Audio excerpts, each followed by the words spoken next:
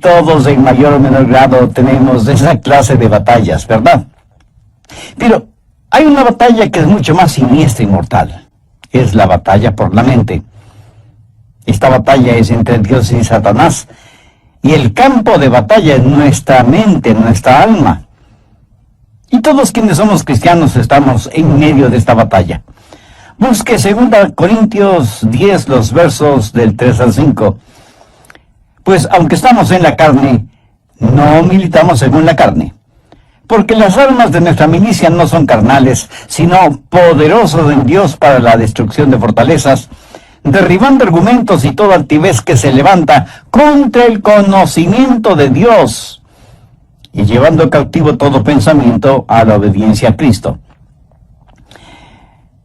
Toda vez que esta batalla es real, este mensaje no solo que es de advertencia, sino también un llamado a las armas.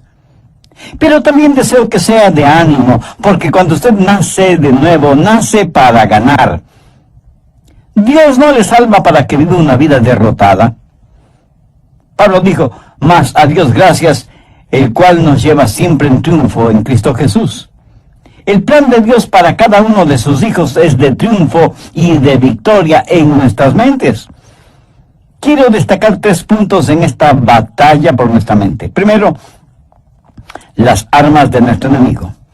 Veamos nuevamente el verso 4. Porque las armas de nuestra milicia no son carnales, sino poderosas en Dios para la destrucción de fortalezas. Ahora, ¿quiénes son los participantes en esta guerra? ¿Quién ha declarado la guerra contra su mente, contra su alma? Nuestro enemigo no lo podemos ver física o carnalmente. Busque Efesios 6:12. Porque no tenemos lucha contra carne y sangre, sino contra principados, contra potestades, contra los gobernadores de las tinieblas en las regiones celestes. El diablo se ha ubicado en lugares estratégicos para hacerle la guerra a usted, y cuenta con una multitud de demonios para ese propósito. Son invisibles y están dedicados a la destrucción de su vida mental, dirigidos y bajo la autoridad del príncipe de las tinieblas, que es Satanás. ¿Cuál es el trofeo en esta guerra? ¿Cuál es el campo de batalla? Veamos el verso 5. Derribando argumentos y toda altivez que se levanta contra el conocimiento de Dios, y llevando cautivo todo pensamiento a la obediencia a Cristo. Ahí lo tienen. Argumentos, conocimientos, pensamientos, como elementos de esta guerra por la posesión de su mente. Satanás quiere conquistarla para poder controlarle a usted y luchar contra Dios. Hay una diferencia entre su mente y su cerebro. Los psicólogos del comportamiento no reconocen esa diferencia, pero la Biblia ve esa diferencia en forma muy clara. Su mente no es la que piensa, sino su cerebro. Y la relación entre mente y cerebro es la misma que existe entre un guitarrista y su guitarra. El guitarrista utiliza la guitarra para expresarse por medio de la música. Hay una diferencia entre mente y la materia gris de su cerebro. Mente y cerebro son 2 cosas separadas. Y tengo que reconocer, para efectos de la ilustración, que aunque todos tenemos guitarritas, algunos tienen mejores guitarras que otros. Quiero decir, tienen mejores cerebros que otros. Ahora escúcheme atentamente. Cuando usted se salva, tiene la mente de Cristo. No significa que su capacidad mental será extraordinaria, sino que tendrá la capacidad de pensar utilizando el cerebro que tiene. El diablo quiere su mente.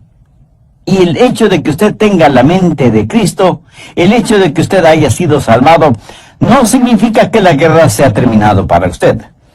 Recuerde que Pablo está escribiendo a los hermanos en la iglesia de Corinto. Sin embargo, el apóstol tiene preocupación espiritual por ellos. Veamos 2 Corintios 11:3. Pero temo que como la serpiente con su astucia engañó a Eva, vuestros sentidos sean de alguna manera extraviados de la sincera fidelidad a Cristo. ¿Qué es lo que está diciendo el apóstol Pablo? Está diciendo que él siente el temor de que, así como el diablo en forma sutil engañó a Eva, las mentes de ellos puedan ser corrompidas por Satanás y abandonen la sincera y pura devoción que deben tener a Cristo. El diablo pues quiere corromper su mente y tratará de evitar por todos los medios posibles el que usted tenga la mente de Cristo. Y Pablo está tratando a los hermanos en Corinto como si fueran sus hijos. Mire lo que dice en el verso 2 del capítulo 11, segunda de Corintios.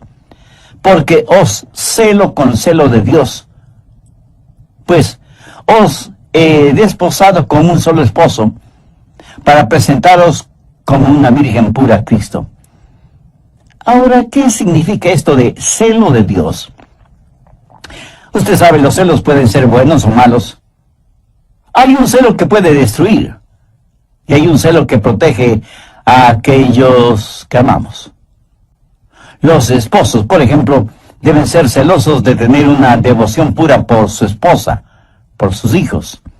Y lo mismo es con las esposas en su devoción hacia su esposo e hijos. El celo protector mutuo es necesario dentro del hogar. Un padre amoroso quiere llevar hasta el altar matrimonial a su hija y entregársela al novio como una virgen pura. El problema en la actualidad es que hay tantos padres que no entienden que su trabajo, su responsabilidad es criar hijas piadosas para entregarlas vírgenes en el altar matrimonial. Ese debe ser el propósito de un padre genuinamente cristiano. Pablo usa esa analogía para decir que los hermanos en Corinto eran sus hijos espirituales, eran la novia de Cristo, y que no quería que fueran engañados y corrompidos en sus mentes. Prácticamente les está diciendo, cuando les presenten las bodas del Cordero, quiero que sean como una virgen casta y pura para el Señor. Tristemente tengo que reconocer que no hay suficiente pureza en las iglesias en nuestros días.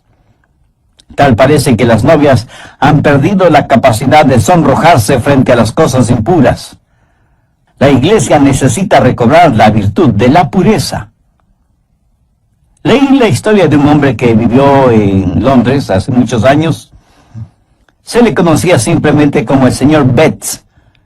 Tenía un almacén de música. Un día un hombre vestido con harapos entró en el almacén y le dijo, necesito algo para comer. Por favor, quisiera comprar mi violín.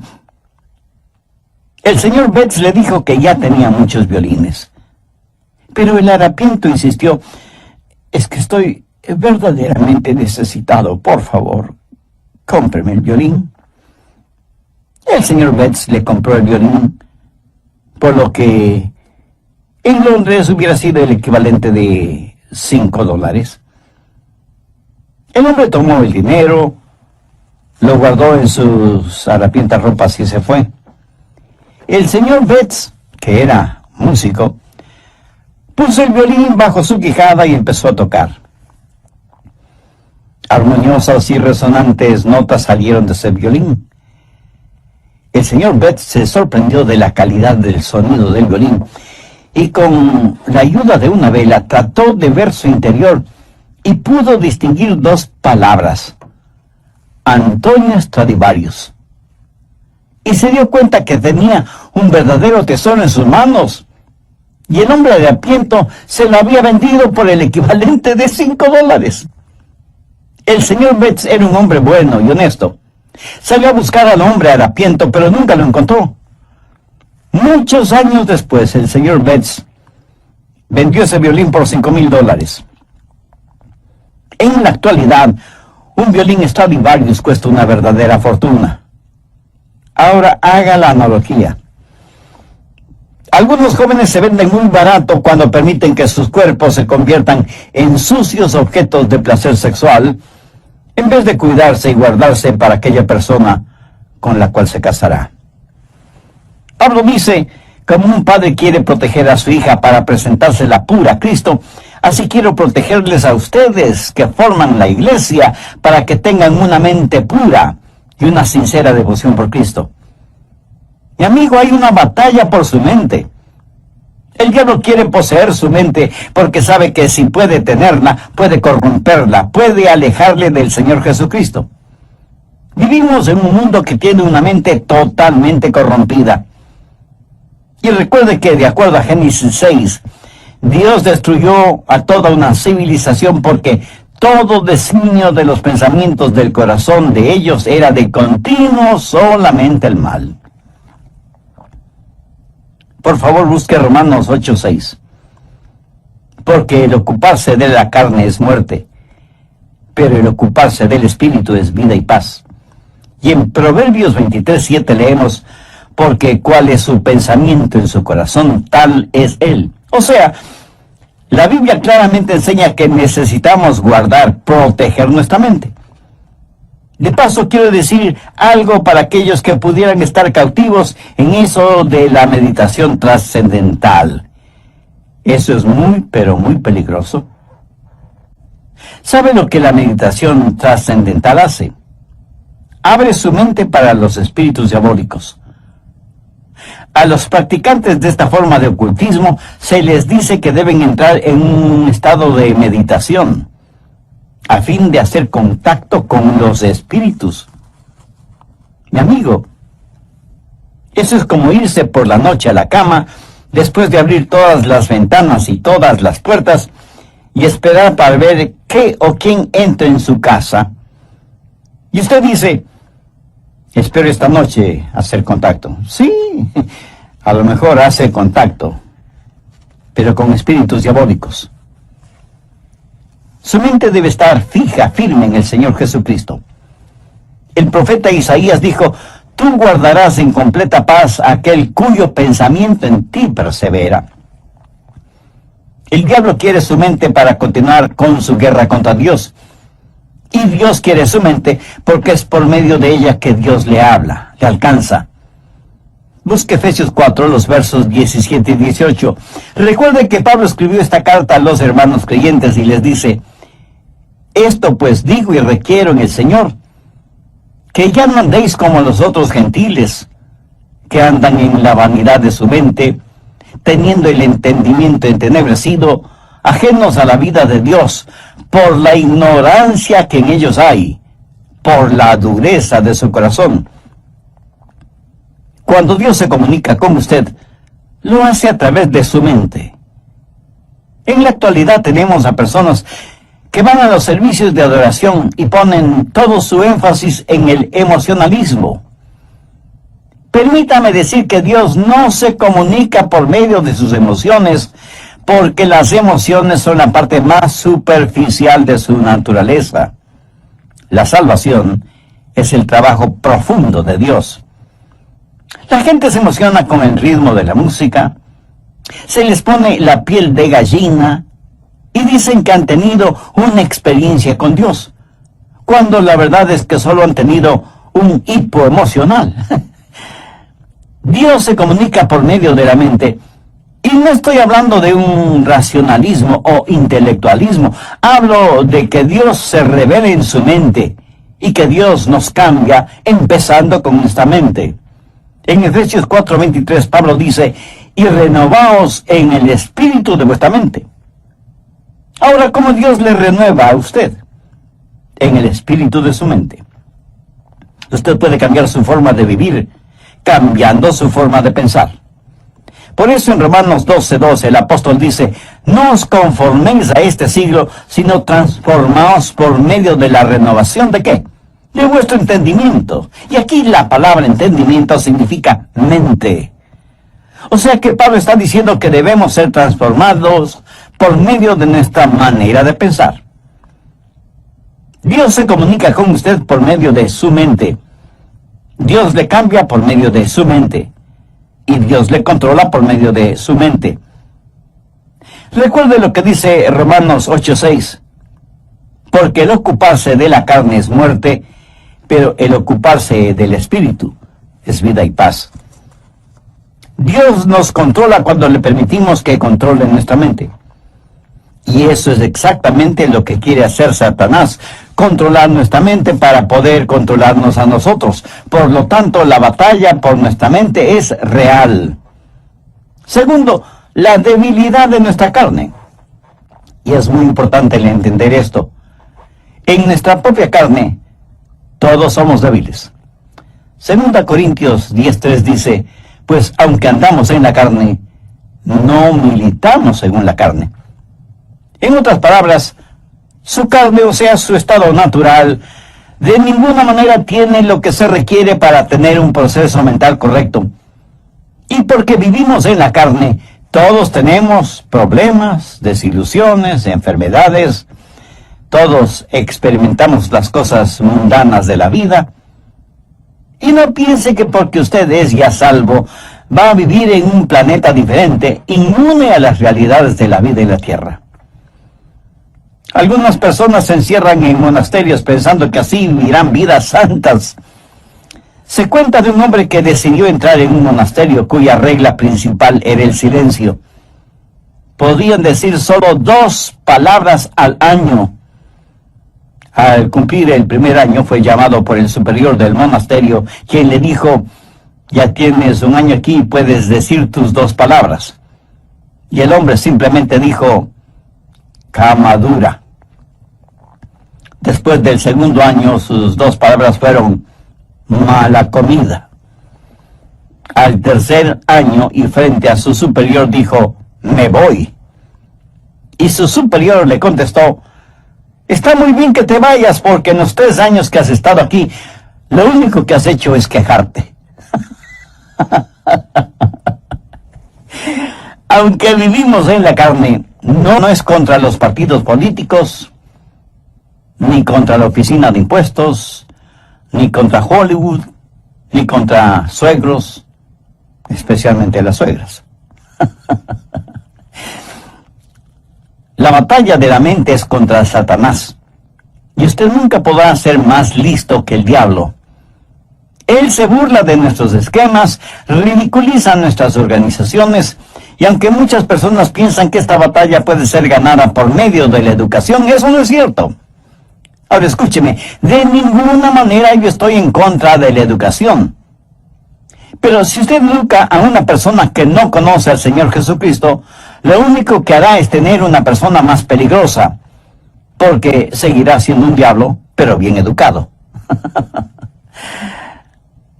Antes de ser salvo, yo tuve un amigo que era alcohólico y asistió a varios programas para rehabilitarse, pero luego aceptó al Señor Jesucristo como su Salvador, y esto es lo que él me compartió. Yo asistí a esos programas sin conocer al Señor Jesucristo. Era un borracho consuetudinario, y de esos programas salí siendo todavía un borracho, pero ahora tenía educación. ¿Lo ve? La educación no es la respuesta. Pero tampoco la legislación es la respuesta para la mente. Las armas de nuestra guerra no son carnales. ¿Cree usted que las leyes pueden controlar la forma de pensar de los seres humanos? En la actualidad estamos tratando de tener leyes para controlar lo que pensamos. La ley castigará toda manifestación de odio, verbal o físico. Sin embargo, ninguna legislación puede obligarnos a amarnos unos a otros o a odiarnos unos a otros. Las leyes solo pueden restringir la maldad, pero no pueden impulsar la bondad. Así que ni la educación ni la legislación son la respuesta. El medio ambiente tampoco es la respuesta. Pablo dice que las armas de nuestra guerra no son carnales, y la educación, la legislación y el medio ambiente son métodos carnales. Esas son cosas que la gente puede hacer sin el Señor Jesucristo. ¿Cree que si usted tiene un mejor medio ambiente, eso cambiará su manera de pensar? Bueno, solo quiero que recuerde que Adán y Eva se metieron en problemas estando en el jardín del Edén. Y usted no puede pedir mejor medio ambiente que ese, ¿no le parece? Sin embargo, ellos fueron engañados porque Satanás manipuló sus mentes. En una institución mental estaban tratando de determinar si ciertos pacientes estaban listos para ser dados de alta. Los pusieron en un cuarto, abrieron las llaves del lavabo hasta que el agua se desbordó, les dieron unos trapeadores y les dijeron que debían limpiar el cuarto. Si ellos empezaban a usar los trapeadores sin cerrar las llaves del agua, no estaban listos para ser dados de alta. ¿Sabe que eso es lo que estamos haciendo en nuestra sociedad? Estamos tratando de limpiarla sin cerrar el flujo de agua. El problema está en nuestra mente, porque como pensamos, así somos. Y es de la mente, del corazón, que salen los actos de nuestra vida. En Lucas 6:45 leemos: el hombre bueno del buen tesoro de su corazón saca lo bueno, y el hombre malo del mal tesoro de su corazón saca lo malo, porque de la abundancia del corazón habla la boca. Tercero, las armas de nuestra batalla. Segunda de Corintios 10:4, porque las armas de nuestra milicia no son carnales, sino poderosas en Dios para la destrucción de fortalezas. En los días de Pablo había una batalla. En un extremo estaba Pablo, y en el otro extremo el Imperio Romano. El Imperio Romano había estado en existencia por 700 años, y tenía privilegio y poder. Tenía sus legiones romanas, una poderosa fuerza naval, el Senado romano, la ley romana, y parecía que toda la maldad del imperio estaba atrincherada en Corinto, en las mentes y corazones de la gente. Todo esto en contra de Pablo, pequeño judío, pero con un corazón lleno de Jesús, declarando la guerra a toda esa maldad. ¿Quién ganaría esa pelea? Pablo. ¿Cómo? No con armas carnales. Pablo habla de fortalezas en el verso 4, y se refiere a armas que tácitamente son poderosas en Dios para la destrucción de fortalezas. Las murallas de esas fortalezas iban a ser derrumbadas. ¿Qué clase de resistencia hubo en los corazones y mentes de los corintios entonces y en la actualidad en nosotros? Arrogancia, ignorancia, desesperación. Todas estas son fortalezas de maldad. Y dentro de cada fortaleza, los demonios trabajan en la mente en forma muy organizada, movilizando los ejércitos infernales para hacer más fuerte la resistencia. Sin embargo, Pablo dice que esas murallas se desmoronarán. Y en el verso 5 menciona cosas muy importantes: derribando argumentos y toda altivez que se levanta contra el conocimiento de Dios, y llevando cautivo todo pensamiento a la obediencia a Cristo. Aquí está esa fortaleza con sus altas torres, y Pablo penetrará esa fortaleza para alcanzar a quienes están adentro. Pero durante ese proceso, Pablo dice que tendrá que destruir esa fortaleza. Ahora, ¿de qué está hablando el apóstol?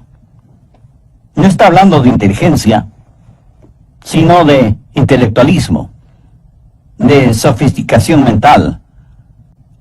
Pablo sabe que dentro de esas fortalezas hay personas que están cautivas, y él iba a capturar a esos cautivos para traer todo pensamiento cautivo que estaba secuestrado por Satanás a la libertad de la obediencia a Cristo.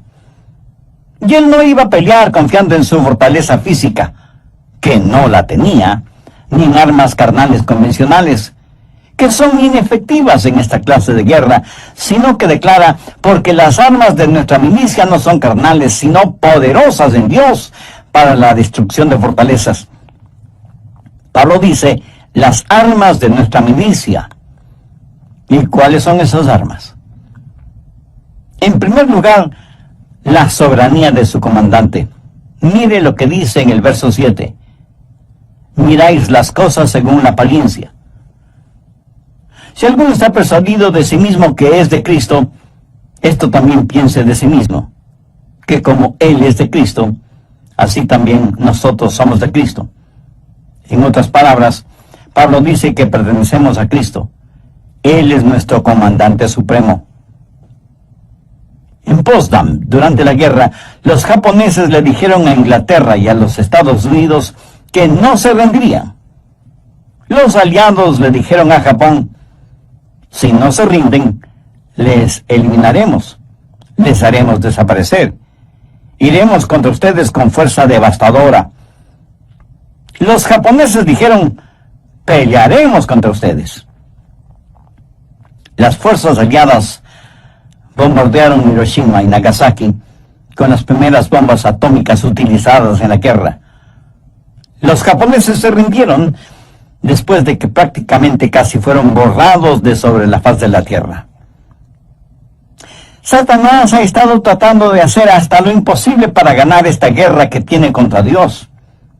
Cuando el Señor Jesucristo murió en el Calvario, fue como si hubiera dejado caer una bomba atómica sobre el diablo. Jesús dijo: ahora es el juicio de este mundo, ahora el príncipe de este siglo será echado afuera.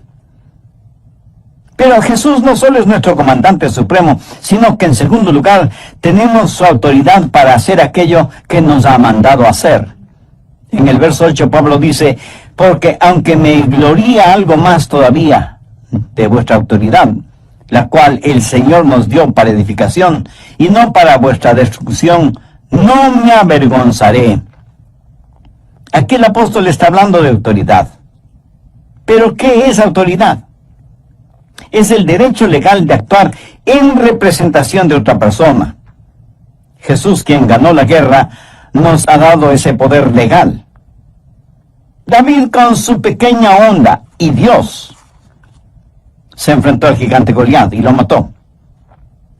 Yo francamente preferiría tener una pequeña onda y la ayuda de Dios que la espada de Goliat sin Dios.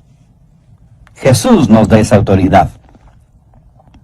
Anote al margen Lucas 10, los versos 19 y 20, que registran las siguientes palabras del Señor Jesús.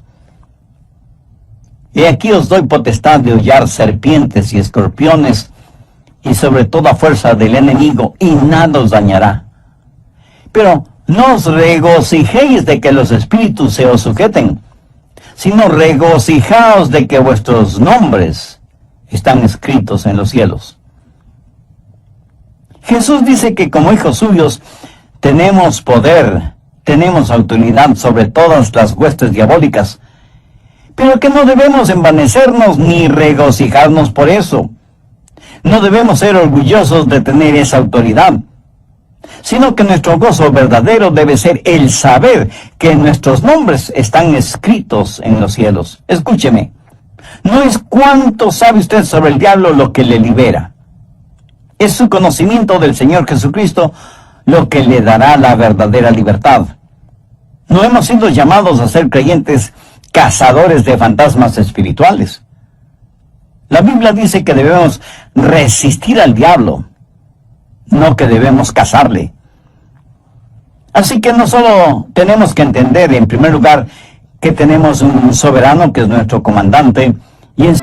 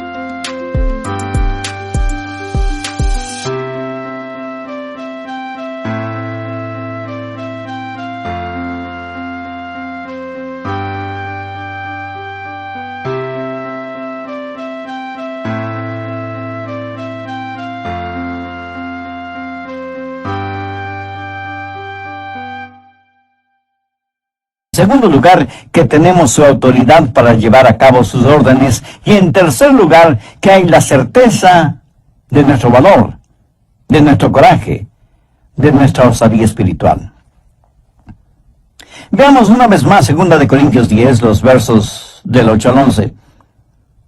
Porque aunque me gloríe algo más todavía de vuestra autoridad, la cual el Señor nos dio para edificación y no para vuestra destrucción, no me avergonzaré, para que no parezca como que os quiero amedrentar por cartas.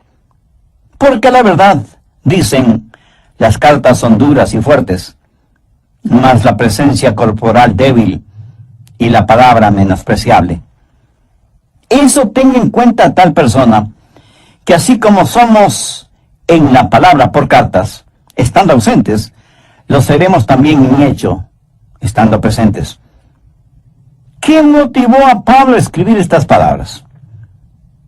Bien, veamos brevemente el trasfondo del asunto. Algunas personas decían que Pablo siempre estaba escribiendo cartas duras y fuertes, pero que cuando él estaba presente tenía más bien un carácter débil. Decían, el león no es tan feroz como lo pintan. Y Pablo tiene que asegurarles que tanto como era fuerte y duro en sus cartas, lo mismo sería en forma personal, cuando estuviera entre ellos.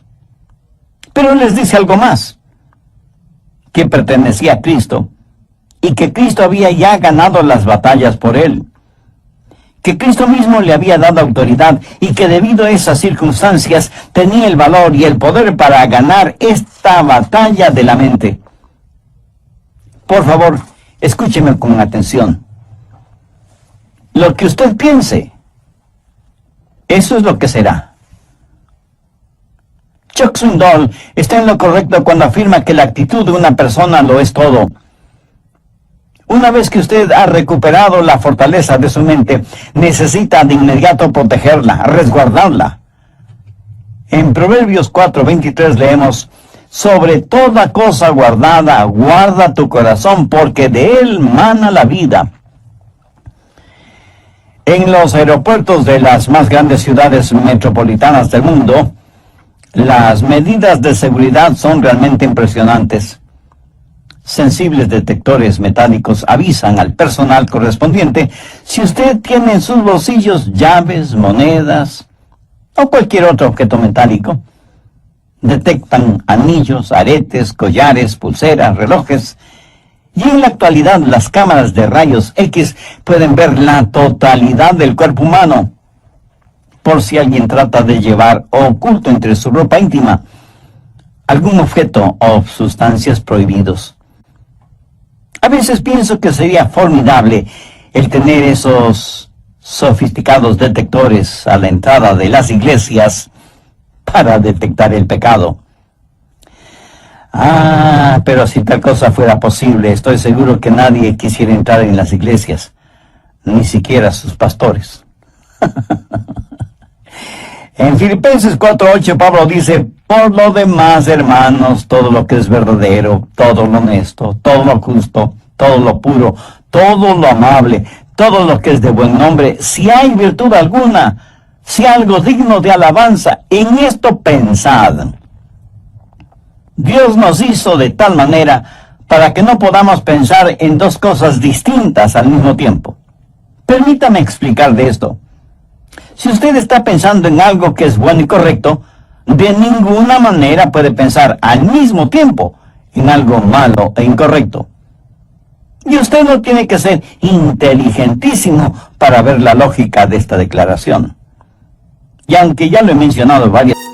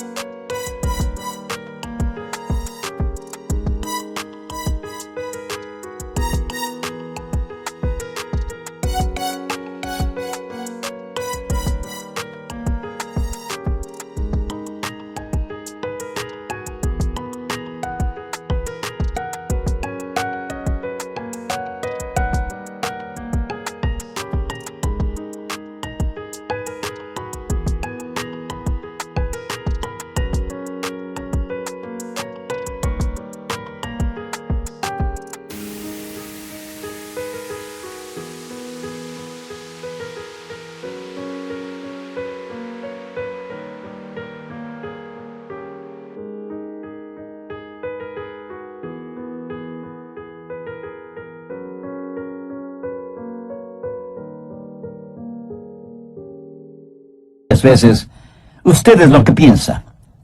Proverbios 23:7 dice, porque cuál es su pensamiento en su corazón, tal es él. Proteja su mente. Tenga al Señor Jesús como el punto central de su mente. No permita que el diablo le robe la devoción de su corazón puro hacia el Señor Jesucristo. Viva permanentemente enamorado de Jesús y jamás se avergüence de confesar su amor por Él. ¿Se avergüenza usted de confesar su amor, de declarar su amor por la persona que verdaderamente ama? Estoy seguro que no. Cuando sus pensamientos, su corazón están enfocados, centralizados en el Señor Jesucristo, ya no habrá espacio para pensamientos sucios, lujuriosos, malvados, orgullosos, pervertidos, que constantemente nos bombardean. Y si alguien me pregunta, Pastor Rogers, ¿cómo empiezo todo ese proceso? Bueno, gracias por su honesta pregunta. Debo empezar diciéndole lo siguiente. Comience entregando su corazón a Jesucristo. Pablo en 2 Corintios 4:4 dice, en los cuales el Dios de este siglo cegó el entendimiento de los incrédulos, para que no les resplandezca la luz del Evangelio de la gloria de Cristo, el cual es la imagen de Dios. Verá, su mente sin Cristo es realmente ciega a las cosas espirituales. No quisiera que Dios removiera esa ceguera espiritual al entregar su corazón a Jesús. Si todavía no es salvo, no quisiera hacer esa decisión este mismo momento. Si ese es el deseo de su corazón, quien quiera que usted sea y donde quiera que esté, le invito a orar conmigo.